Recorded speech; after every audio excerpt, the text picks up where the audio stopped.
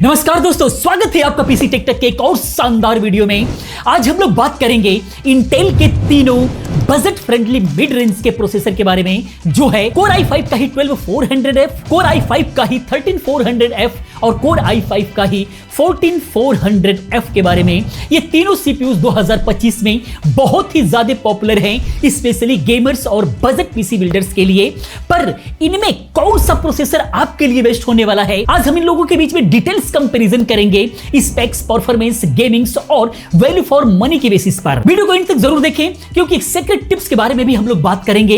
Like, share और subscribe करना ना भूलें। बाकी पीसी बिल्ड की वीडियो देखना है, टेस्टिंग देखना है तो बाबा टेक रिव्यू चैनल को जाकर के सब्सक्राइब करें, वहां पर एक से एक वीडियोस हम लोग लेकर के आ रहे हैं। आइए दोस्तों, आगे हम लोग समझते हैं। वीडियो बहुत इंफॉर्मेटिव होने वाली है, बस वीडियो को लाइक कर दें, हमारा हौसला भी बढ़ता रहेगा। और कमेंट करना ना भूलें कि इस वीडियो किस टॉपिक पर चाहिए, क्योंकि आप लोगों के कमेंट के आधार पर ही वीडियोस आती रहती हैं। आइए दोस्तों, आगे हम लोग समझते हैं।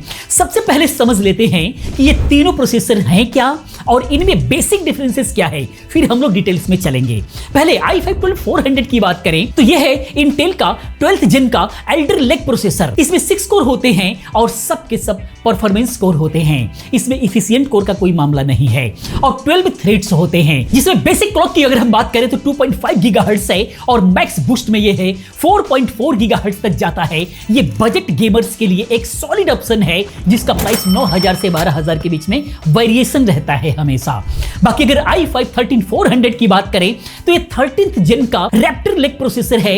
इसमें 10 कोर होते हैं, जिसके अंदर 6 परफॉर्मेंस कोर और 4 एफिशिएंट कोर होते हैं और 16 थ्रेड्स मिलते हैं। बेस क्लॉक इसकी 2.5 गीगाहर्ट्ज होती है। टर्बो मैक्स बूस्ट में ये 4.6 गीगाहर्ट्ज तक जाता है। थोड़ा ज्यादा पावरफुल है और वर्सेटाइल भी है। इसका प्राइस 13000 से 17000 के बीच में हमेशा वेरिएशन रहता है। आप देखें कि इस वक्त क्या प्राइस चल रहा है, सभी का लिंक मैं डिस्क्रिप्शन में देने वाला हूं। बाकी i5 14400F की बात करें तो ये 14th जेन का रैप्टर लेक रिफ्रेश प्रोसेसर है। ये 10 कोर इसके अंदर भी मिलता है, 6 परफॉर्मेंस कोर और 4 एफिशिएंट कोर इसके अंदर मिलता है और 16 थ्रेड्स इसके अंदर भी मिलता है। बेस क्लॉक इसकी 2.5 गीगाहर्ट्ज और मैक्स टर्बो बूस्ट में ये 4.7 गीगाहर्ट्ज तक जाता है। लेटेस्ट जनरेशन है, साथ में माइनर इंप्रूवमेंट मिलता है। अगर हम पिछले वाले यानी कि 13400F से देखें तो कोई बहुत बड़ा उछाल नहीं मिलता, बहुत माइनर सा जो है आपको बूस्ट देखने को मिलेगा। लेकिन वहीं पर अगर हम बात करें 12400F से तो ये दोनों जो ऊपर वाले हैं बहुत तगड़ा बूस्ट इसके अंदर मिलता है, क्योंकि यहां पर जो है एक्स्ट्रा 4 कोर मिल जाता है, जिसका बेनिफिट्स देखने को मिलेगा। हम लोग उसके बारे में भी बात करेंगे। और ये 14400F का प्राइस 17000 से 20000 के बीच में हमेशा वेरिएशन रहता है। देखिए कि लेटेस्ट प्राइस क्या चल रहा है। यहां पर ध्यान रखने की बात है कि F का मतलब होता है कि इनमें इंटीग्रेटेड जीपीयू नहीं है, तो आपको डेडिकेटेड ग्राफिक कार्ड लगाना होगा। अगर मिनिमम की बात करें कि कौन सा ग्राफिक कार्ड लगाएं सही परफॉर्मेंस के लिए, तो आपको लगाना होगा कम से कम RTX 3050 या 3060, या फिर AMD की तरफ जाते हैं तो RX 6600 इसके अंदर जरूर होना चाहिए, तब ये बेहतर परफॉर्मेंस निकाल करके देंगे। अगर iGPU चाहिए, GPU के लिए आपके पास बजट नहीं हो रहा है, तो नॉन F वर्जन आप बाय करें, जैसे i5 का 12400, i5 का ही 13400 और i5 का 14400 आप बाय कर सकते हैं। ये iGPU के साथ में अच्छे प्रोसेसर हैं, लेकिन अगर आपको GPU लगाना ही है तो आप जो है F सीरीज वाला बाय करें, मजा आ जाने वाला है। अब हम बात करते हैं इनके कंपैरिजन की, टेक्निकल डिटेल में थोड़ा सा घुसते हैं, देखते हैं क्या डिफरेंसेस है। तो एक मैं चार्ट आपको डिस्प्ले पे दिखा रहा हूं, चाहे तो वीडियो को पॉज करके आप जो है उसको देख सकते हैं। एक ही जगह सारी के सारे जो है स्पेसिफिकेशन इसका नजर आ जाएगा, आपको समझ में आएगा कि क्या चेंजेस है। हम लोग मेन बात करते हैं कि डिफरेंसेस की, कि डिफरेंसेस क्या है।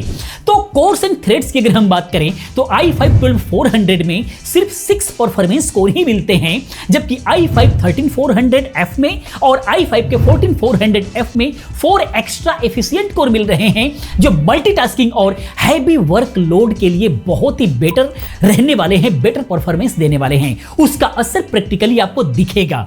बाकी क्लॉक स्पीड की बात करें तो i5 का 14400F का टर्बो बूस्ट सबसे ज्यादा है, यानी कि 4.7 गीगाहर्ट्ज है, फॉलो बाय i5 13400F जो कि 4.6 गीगाहर्ट्ज है और i5 का 12400F जो कि 4.4 गीगाहर्ट्ज है। ये गेमिंग और सिंगल थ्रेड्स के अंदर जो है थोड़ी सी हेल्प करेंगे। ये जो थोड़ा सा बढ़ रहा है जो फ्रीक्वेंसी, वो गेमिंग्स में थोड़ा सा आपको इंप्रूवमेंट नजर आएगा। बाकी मल्टीटास्किंग में भी थोड़ा सा आपको नजर नजर आएगा। जहां पर सिंगल कोर परफॉर्मेंस की बात आएगी, वहां पर ये जो फ्रीक्वेंसी बढ़ रही है उसका असर आपको देखने को मिलेगा। बाकी कैच की बात करें तो i5 का 13400F और i5 14400F में 20 MB L3 कैच मिलता है, जबकि i5 12400F के अंदर 18 MB कैच मिलता है, 18 MB मिलता है।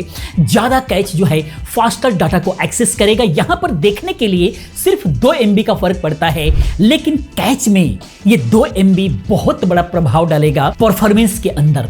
बड़े वर्क में बहुत ज्यादा इसका असर नजर आएगा। ये 2 MB को हल्के में लेने की जरूरत नहीं है, ये बहुत बड़ा फायदा मिलेगा। बाकी अब हम बात करते हैं रियल वर्ल्ड परफॉर्मेंस की, जिसके अंदर मैंने पॉपुलर बेंचमार्क के रिजल्ट कलेक्ट किए हुए हैं, जिसके बारे में हम लोग डिटेल्स में समझते हैं। इससे कुछ फिगर क्लियर होगा। यहां पर अगर हम बेंचमार्क की बात करें तो Cinebench R23 की मल्टी कोर परफॉर्मेंस की अगर हम बात करें तो आपके स्क्रीन पर इसके पॉइंट्स दिखाई दे रहा होगा। अगर हम इसके अंदर कंक्लूजन की बात करें तो i5 13400F और i5 का 14400F का मल्टी कोर परफॉर्मेंस i5 12400 से 20 to 32% बेटर है, क्योंकि यहां पर एक्स्ट्रा एफिशिएंट कोर आपको मिलता है जो कि काफी हेल्प करता है। तो i5 14400F थोड़ा सा बेटर है i5 13400 से 3 to 5%। अगर 3400F और 14400F की बात करें तो इसमें ज्यादा वेरिएशन आपको नहीं मिलेगा। अगर बजट का ज्यादा डिफरेंसेस है तो 13400 ही बाय कीजिए, 14400 से ज्यादा फायदा आपको मिलेगा नहीं। लेकिन i5 12400 से इसमें बहुत ज्यादा का डिफरेंसेस आपको देखने को मिलेगा। बाकी Cinebench R23 की बात करें सिंगल कोर परफॉर्मेंस की, पॉइंट्स आपके सामने दिखाई दे रहा होगा।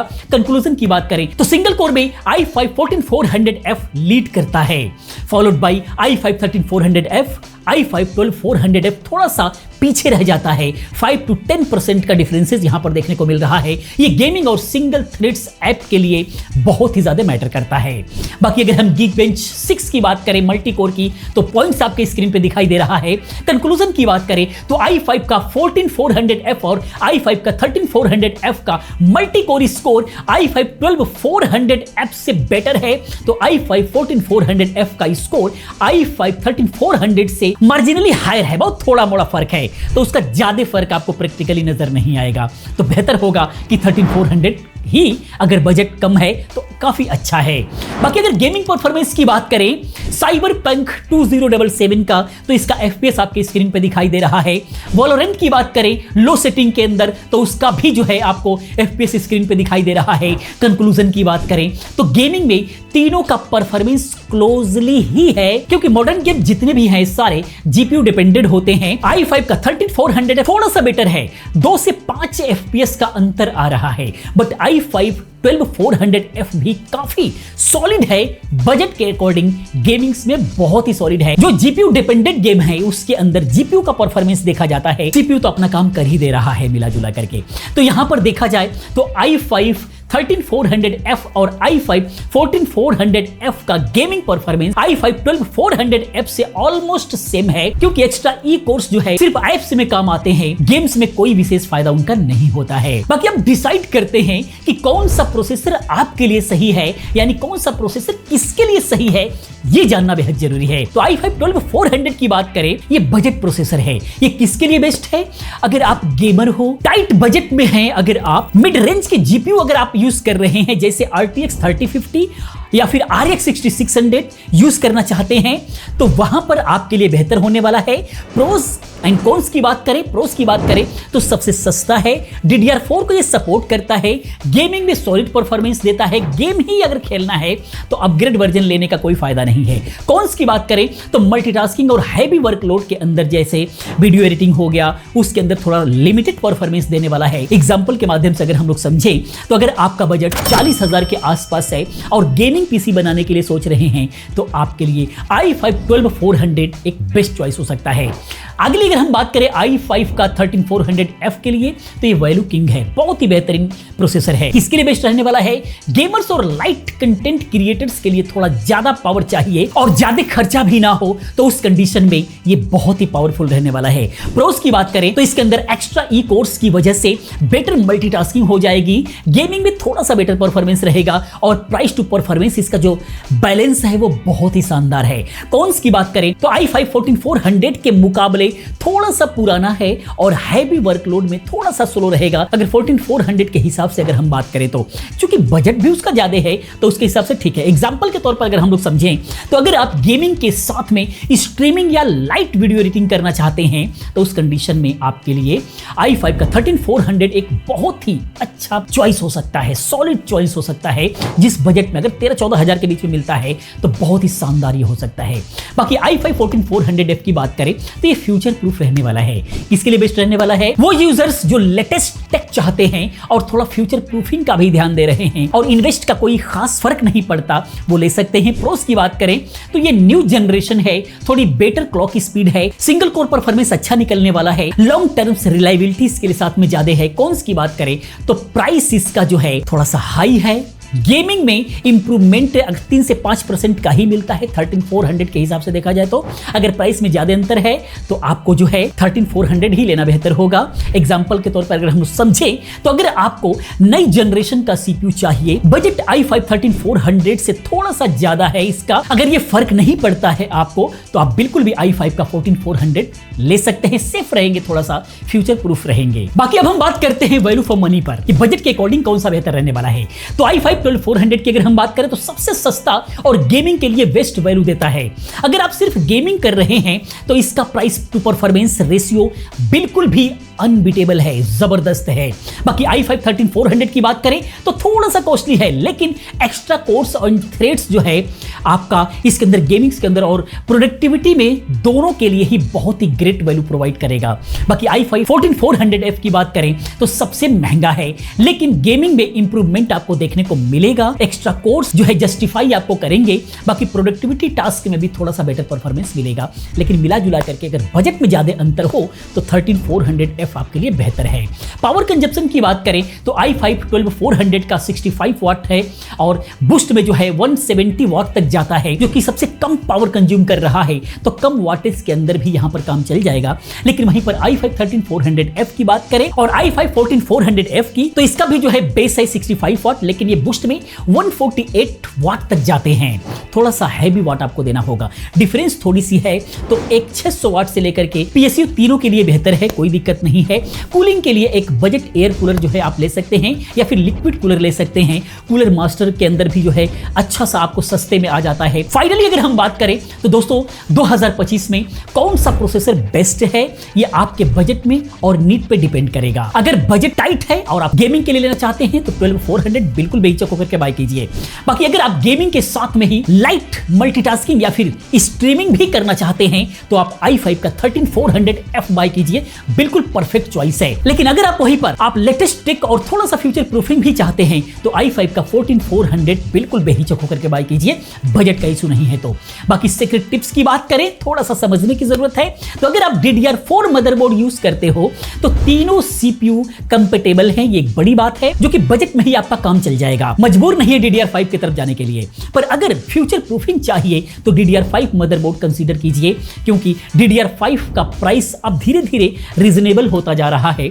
तो कोई दिक्कत नहीं है, अगर बजट का उतना इशू नहीं है DDR5 के साथ में इसको पेयरिंग कीजिए, मस्त मजा आएगा। तो दोस्तों ये था Intel i5 12400F, i5 13400F और i5 14400F का डिटेल्ड कंपैरिजन। आपका फेवरेट प्रोसेसर इसके अंदर से कौन सा है प्लीज कमेंट में जरूर बताएं।